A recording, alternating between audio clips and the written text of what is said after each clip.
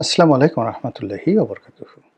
সম্মানিত দর্শক, সাম্প্রতিক সময়ে রাষ্ট্রপতি শাহাবুদ্দিন চুপ্পু এবং প্রধানমন্ত্রী তারেক রহমান সাহেবের মধ্যে যে সম্পর্ক, এই সম্পর্ক নিয়ে ভীষণ রকম আলোচনা হচ্ছে, ক্ষেত্র বিশেষে সমালোচনা হচ্ছে।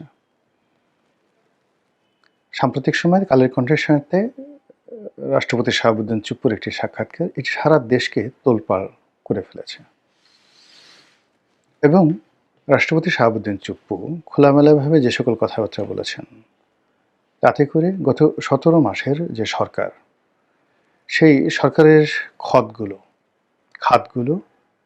ঘাগুলো সব যেন দগদগে হয়ে সামনে চলে এসেছে। এবং তিনি যেভাবে জনগণের দৃষ্টি আকর্ষণ করেছেন এবং যেভাবে তিনি জনগণের মধ্যে উত্তেজনা ছড়িয়ে দিয়েছেন, তাতে করে বেশিরভাগ জনমত তার পক্ষে এবং ডক্টর মোহাম্মদ ইউনূসের বিরুদ্ধে জনরোষ রীতিমতো ফুঁসে উঠেছে।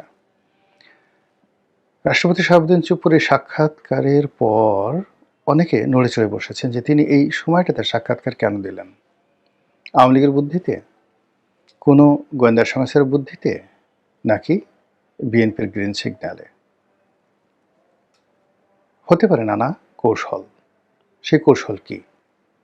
এই বিষয়গুলি নিয়ে আলোচনা করব। তার আগে বলে নেই যে শাহাবুদ্দিন চুপ্পু সাহেবের সঙ্গে তারেক রহমান সাহেবের সাম্প্রতিক যে অন্তরঙ্গ সম্পর্ক, বেশ কয়েকটি রাষ্ট্রীয় অনুষ্ঠানে তারা পাশাপাশি বসেছেন, পাশাপাশি হেঁটেছেন, একে অপরের সঙ্গে করমর্দন করেছেন। বিশেষ করে পিলখানা হত্যাকাণ্ডের অনুষ্ঠানে বনানী কবরস্থানে যখন রাষ্ট্রপতি গেলেন, তখন তারেক রহমান সাহেব সেখানে দাঁড়িয়েছিলেন প্রায় ৮ মিনিট রাষ্ট্রপতির জন্য। এটি নিয়ে সবাই বলার চেষ্টা করেছেন যে হা হা হা, শহীদ জিয়া রক্ত বলে কথা, বেগম জিয়া রক্ত বলে কথা, ভদ্রতা কাকে বলে? তিনি আওয়ামী লীগ দলীয় একজন রাষ্ট্রপতি, তার জন্য ৮ মিনিট দাঁড়িয়ে থাকলেন, তার সম্মানে তাকে আগে এগিয়ে দিলেন, তার সঙ্গে হাত করমর্দন করলেন, হ্যান্ডশেক করলেন। এটা নিয়ে তারেক রহমান সাহেবের যারা লোকজন গুণমুগ্ধ, তারা প্রশংসায় ভাসছেন যে না, নেতা তো এরকমই হওয়া উচিত। অন্যদিকে যারা শাহাবুদ্দিন চুপ্পু সাহেব, তাকে একটু সমালোচনা করতেছেন, তারা টিটকারি করার চেষ্টা করছেন যে তারেক রহমান সাহেব তিনি রাজস্বিক ব্যক্তিত্ব নিয়ে, রাজকীয় ব্যক্তিত্ব নিয়ে তিনি করমর্দনের জন্য এক হাত বাড়িয়ে দিয়েছেন, আর শাহাবুদ্দিন চুপ্পু সেই হাত ২ হাত দিয়ে চেপে ধরেছেন। এটা আন্তরিকতা হতে পারে, এটা আনুগত্য হতে পারে, এটা মিনতি হতে পারে, এটা আকুতি হতে পারে, হোয়াট এভার মেবি। তো তারেক রহমান সাহেবের সঙ্গে তার কোনো কালে এরকম সম্পর্ক ছিল না, বা সম্পর্ক থাকার কোনো কারণ নেই, রিজন নেই, যে কারণে তিনি ওইরকম একটা পরিবেশে, একেবারে শোকবহ একটা পরিবেশে, তাও আবার কবরস্থানে, যেন তেন জায়গায় নয়, কবরস্থানে দাঁড়িয়ে তিনি তারেক রহমান সাহেবের ২ হাত, মানে নিজের ২ হাত দিয়ে তারেক রহমান সাহেবের ১ হাত চেপে ধরবেন। গদগদ হয়ে কী বলেছেন আমরা জানি না। তার যারা সমালোচক, তারা বলার চেষ্টা করছেন, বাপু গো, আমাকে একটু রেখে দেয়া যায় না? বা আমাকে একটু রেখে দাও গো, বা আমাকে রাখলে তোমাদের অনেক কল্যাণ হবে। এই জিনিসগুলো টিটকারি করছে মানুষ। যেহেতু কথা হচ্ছে, রাষ্ট্রপতিকে নিয়ে কথা হচ্ছে, তারেক রহমান সাহেবকে নিয়ে কথা হচ্ছে, হ্যান্ডশেক নিয়ে কথা হচ্ছে, কাজে এই বিষয়গুলো নিয়ে খোলামেলা কিছু কথা বলা দরকার। ইতিমধ্যে পেপারে এসেছে যে উদ্বোধনী রাষ্ট্রপতি সংসদ দেখেছেন এবং সংসদের উদ্বোধনী অনুষ্ঠানে রাষ্ট্রপতি ভাষণ দেবেন। তো এক্ষেত্রে যেটা ট্র্যাডিশন, সেটি হলো রাষ্ট্রপতি যে ভাষণটি দেন, এটি মন্ত্রী পরিষদ বিভাগ তৈরি করে দেয়, ক্যাবিনেট ডিভিশন তৈরি করে দেয়। আর ক্যাবিনেট ডিভিশন তৈরি করে সাধারণত সরকারের কথা, বিএনপি সরকারের কথা। সবাই বলাবলি করছে যে এবারের ভাষণে জুলাই আগস্ট বিপ্লবের সময়টিতে শেখ হাসিনা এবং তার বাহিনী, তার তাবেদার, তার ছাত্রলীগ, যুবলীগ, আওয়ামী লীগ যে নির্মমতা চালিয়েছে, যে গুলি করেছে, সেটাকে সাহিত্যের ভাষায় হৃদয় বিদারক করে সুন্দর একটি রচনা লিখে সেটি রাষ্ট্রপতিকে দিয়ে পাঠ করানো হবে। এটি রাষ্ট্রপতির জন্য খুবই বিব্রতকর। তিনি ছাত্রলীগের বাই প্রোডাক্ট, মুক্তিযোদ্ধা, এবং শেখ হাসিনা তাকে অনেক মহব্বত করে ওই পদে বসিয়েছেন। পরবর্তীকালে তাদের মধ্যে কিছু টানাপোড়েন হয়েছিল, এটা সীমিত। কিন্তু তিনি কোনো অবস্থাতেই শেখ হাসিনা তার প্রতি যে দয়া দেখিয়েছেন, দাক্ষিণ্য দেখিয়েছেন, এটি তাকে কিয়ামতের ময়দানে পর্যন্ত শেখ হাসিনাকে কদমবুছি করতে হবে। এর কোনো বিকল্প নেই। শেখ হাসিনার প্রতি কৃতজ্ঞ থাকতে হবে।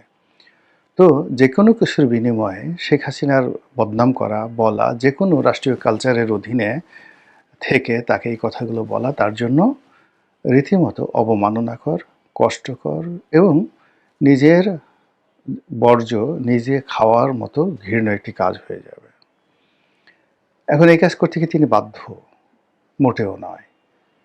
তিনি নতুন সরকার আসছে, তিনি পদত্যাগ করতে পারেন, পদত্যাগপত্র তিনি জমা দিতে পারেন, এমনকি তিনি বলতে পারেন যে নতুন রাষ্ট্রপতি নিয়োগ না হওয়া পর্যন্ত তিনি সংসদের অধিবেশন ডাকবেন না এবং নতুন রাষ্ট্রপতির হাতে ক্ষমতা হস্তান্তর করে তারপর তিনি যাবেন আর নতুন রাষ্ট্রপতি সংসদে বিদায়ী ভাষণ দেবেন। এটা তার জন্য কোনো বিষয় নয়। আর তিনি যখন গতানুগতিক এই কাজগুলো করবেন, আলটিমেটলি তার মুখ দিয়ে শেখ হাসিনার কথা বলতে হবে, তার বিরুদ্ধে কথা বলতে হবে এবং তার নিজের কর্মকাণ্ড সম্পর্কেও তাকে বাজে কথা বলতে হবে। এখন তিনি এই কাজটি কেন করবেন, এটা তার ব্যক্তিগত বিষয়। ২ নম্বর হলো যে বিএনপি কেন তাকে দিয়ে এই কাজটি করাতে চাচ্ছে। যদি নেতিবাচক অর্থে আমরা ধরি, তাহলে বলতে পারেন যে এটা বিএনপির এক ধরনের উৎসব। মানে কোনো সন্তানকে দিয়ে যদি তার পিতাকে গালি দেওয়া যায়, তারপরে কোনো কন্যাকে দিয়ে যদি তার মাকে গালি দেওয়ানো যায়, কোনো জামাতাকে দিয়ে যদি তার শ্বশুরকে চর থাপ্পড় মারা যায়, এটা দেখতে যারা এই কাজটি করান তাদের জন্য ভীষণ রকম আনন্দদায়ক এবং এটি অসাধারণ একটি দৃশ্য তাদের জন্য। তো সেই কাজটি বিএনপি যদি করাতে পারে, শেখ হাসিনাকে তারা গালাগালি করলেন না, তারা কিছুই বললেন না, তারা বরং রাষ্ট্রপতিকে দিয়ে বলালেন এবং সব ক্ষোভ, ক্রোধ এগুলো রাষ্ট্রপতির উপর গিয়ে পড়লো। আওয়ামী লীগের লোকজন বলবে হায় হায় স্যা স্যা, এত বড় একটা বেঈমান। মির্জাফর তো অনেক ভালো ছিল, মোশতাক তো অনেক ভালো ছিল, মোশতাক কার্যত বঙ্গবন্ধুকে তো এভাবে গালাগালি করে নাই। তো এই চুপ্পু কী করলো, আমরা কি করলাম, সি সি সি সি সি, এই ধরনের কথাবার্তা হতে থাকবে এবং চুপ্পু সাহেবের শরীর ভালো, স্বাস্থ্য ভালো, তিনি হয়তো আরও দীর্ঘদিন জীবিত থাকবেন। আর রাষ্ট্র ক্ষমতা কী জিনিস, এটি কচুর পাতার পানির মতো, আজ আছে তো কাল নেই। এই যে ইনুস সাহেবের এত ক্ষমতা আজ নেই, শেখ হাসিনার এত ক্ষমতা আজ নেই, তারেক রহমান সাহেবের এত ক্ষমতা কাল যে থাকবে, নট লাইক দ্যাট। আবার যে তারেক রহমান সাহেব চলে গেছিলেন, তিনি ফিরে এসেছেন, আবার যে আওয়ামী লীগ চলে গেছে সে যে আবার আসবে না, তাও তো কোনো গ্যারান্টি নেই। তো সেক্ষেত্রে আওয়ামী লীগ যদি আসে, তাহলে তারেক রহমান সাহেবের আগে এই যে তাদের যে চুপ্পু সাহেব, এদেরকে ডলা দেবেন বেশি। চুপ্পু সাহেব এবং চুপ্পু সাহেবের মধ্যে যারা আছেন তাদেরকে ডলা এমনভাবে ডলা দেবেন, পাটার উপরে রেখে পুঁতা দিয়ে মরিচ যেভাবে বাটে ওইভাবে বাটনা দেবে যদি শেখ হাসিনা জীবিত থাকে, এবং সেটা চুপ্পু সাহেব খুব ভালো করে জানে। ফলে এখানে চুপ্পু সাহেবকে একটা ঝুঁকি নিতে হচ্ছে, ভীষণ রকম ঝুঁকি নিতে হচ্ছে, এবং সেই ঝুঁকিটা তিনি যে নিচ্ছেন বা নেবেন, এটা এমনি এমনি তিনি নেবেন না। তিনি এত বোকা ব্যক্তি নন। তিনি বিএনপির কাছ থেকে তার মেয়াদের পূর্ণ গ্যারান্টি এবং সেফ এক্সিটের গ্যারান্টি না পাওয়া পর্যন্ত তিনি এই ঝুঁকি নিয়েছেন, নেবেন বলে আমার বিশ্বাস হচ্ছে না। বাকিটা তার ব্যাপার। এটা গেল চুপ্পু সাহেবের ব্যাপারে কথা। দ্বিতীয়ত হলো যে শাহাবুদ্দিন চুপ্পুকে রেখে দেওয়াটা তার মেয়াদ পর্যন্ত কিংবা এরপরেও সে যদি বিএনপিতে যোগ দেয়, অসুবিধাটা কী? কত মানুষ যোগ দিচ্ছে না? আমিও তো বিএনপিতে যোগ দিয়েছিলাম, সমস্যা কী? এতে সুবিধা হলো বহু। আমি এখানে 7টা সুবিধার কথা বলছি, আসলে এখানে শত শত সুবিধা রয়েছে। সেই সুবিধা হলো যে গত 17 মাসে যে কর্মকাণ্ডগুলো ঘটেছে, সেই কর্মকাণ্ডের ধারাবাহিকতা একটা নির্বাচন হয়েছে। এখন রাষ্ট্রপতি যদি হাটে হাড়িয়ে ভাঙেন, যেমন শেখ হাসিনা পদত্যাগ করেননি, তারপর প্রধান বিচারপতি থেকে শুরু করে অন্যান্য বিচারপতিদের যে অভিশংসন, সেটা নিয়ম মোতাবেক হয়নি, হাইকোর্টের পুনর্গঠন হয়নি। এই বিষয়গুলো যখন রাষ্ট্রপতি তার মুখ দিয়ে বলবেন, অথবা তিনি এই বিষয়গুলো ধামাচাপা দেবেন না, অথবা বঙ্গভবনে যে ডকুমেন্টেশনের দরকার আছে, রাষ্ট্রপতি যদি এখন বিএনপির সাথে যুক্ত হন এবং তিনি যদি ব্যাকডেট দিয়ে যে ডকুমেন্টগুলো আছে সেই ডকুমেন্টগুলো তিনি তৈরি করেন। অনেকগুলো ডকুমেন্ট তার সাইন করা প্রয়োজন পড়বে, স্বাক্ষর করা প্রয়োজন পড়বে এবং সেগুলো তিনিও ভাবেননি, বিএনপিও ভাবেননি। তো সেই জিনিসগুলো যদি তিনি ওখানে বসে, বসে করেন তাহলে এই যে তারেক রহমান সাহেবের ক্ষমতা গ্রহণ, নির্বাচন করা, সরকারের স্থায়িত্ব এগুলোর একটা কন্টিনিউইটি থাকবে, ধারাবাহিকতা থাকবে, সাস্টেইনেবিলিটি থাকবে, কনসিস্টেন্সি থাকবে। কিন্তু যদি উনি চলে যান, বিদেশে চলে যান, বই লিখেন, এই যে জিনিসগুলো বর্ণনা করেন সেটা আজকে না হোক, কালকে না হোক, কোনোদিন যদি ক্ষমতার পট পরিবর্তন হয়, গণেশ উল্টে যায়, তখন এর প্রত্যেকটা জিনিসের জন্য বহু মানুষকে ফাঁসির দড়িতে চড়তে হবে। বোঝার চেষ্টা করেন শেখ হাসিনা পুরো যে সংবিধানকে যেভাবে সংশোধন করে গিয়েছিলেন, তাতে করে মানে রাষ্ট্রদ্রোহিতা এবং সংবিধান লঙ্ঘনের ব্যাপারে যে সকল মারাত্মক অপরাধের কথা বলা হয়েছে এইগুলো, এছাড়া প্রায় ১৩৭টি যে অধ্যাদেশ জারি হয়েছে সেই অধ্যাদেশের ভূত ভবিষ্যৎ, এর বাইরে এই যে নির্বাচনের আগে পরে যে ঘটনাগুলো ঘটেছে এবং নির্বাচন ইঞ্জিনিয়ারিং নিয়ে যে সকল কথাবার্তা শোনা যাচ্ছে, তাতে করে শাহাবুদ্দিন সাহেবকে রেখে যদি অনেক কিছু ছাইচাপা দেয়া যায়, ধামাচাপা দেয়া যায়, সেটা বিএনপির জন্য হয়তো নিরাপদ। অন্যদিকে জনাব চুপ্পু যেভাবে তারেক রহমান সাহেবের প্রতি আনুগত্য দেখাচ্ছেন, আন্তরিকতা দেখাচ্ছেন, তারপরে উনাকে দেখতেও তো বেশ অন অ্যাভারেজ যে বাংলাদেশে লোকদের যে চেহারা, উনি চশমা পরলে, কোট পরলে, হাঁটলে রাষ্ট্রপতির মতোই মানায়।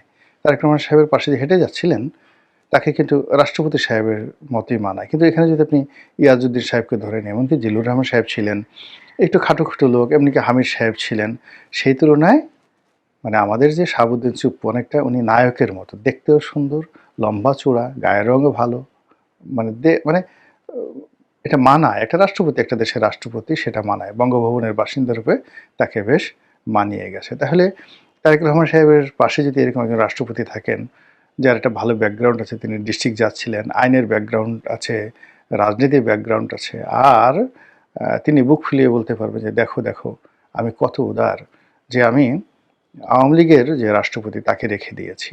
এটাই হলো বিএনপির সৌন্দর্য। তো এই প্রচার এবং প্রোপাগান্ডা করার জন্য, কথা বলার জন্য, তার সঙ্গে সঙ্গে অনেকগুলো বিষয় ধামাচাপা দেওয়ার জন্য, অনেকগুলো বিষয় ছাই চাপা দেওয়ার জন্য যদি বিএনপি সিদ্ধান্ত নেয় যে রাষ্ট্রপতি চুপ্পুকে আরও কিছুদিন রেখে দিবেন, তাহলে এই যে লোকজন যেটা সন্দেহ করছে যে রাষ্ট্রপতি হয়তো আওয়ামী লীগের সঙ্গে বেইমানি করেছে বা বেইমানি করতে যাচ্ছে, তাহলে সেটি হয়তো দালিলিক রূপ পাবে। আবার অন্যদিকে যদি রাষ্ট্রপতিও ঠিক নিজের সেফ এক্সিট থেকে শুরু করে অন্যান্য বিষয়ে চিন্তা ভাবনা করে, সেক্ষেত্রে তার জন্য একটা বিকল্প, যে সে যদি একটা সুযোগ পায়, তাহলে সুযোগ কে না নেয়, তিনিও সেই সুযোগ নিয়ে নিতে পারেন। তো দেখা যাক, রাজনীতি চলছে, জটিল কুটিল চাল চলছে একের পর এক, এবং কোন চালে কোন মন্ত্রী এমপি, কোন রাজা বাদশা কুপোকাত হয়, আর কোন চালে রাজা রক্ষা পায়, সেটা এখন দেখার বিষয়। মহান আল্লাহ আমাদের সবাইকে হেদায়েত দান করুন এবং হেফাজত করুন। আসসালামু আলাইকুম ওয়া রাহমাতুল্লাহি ওয়া বারাকাতুহু।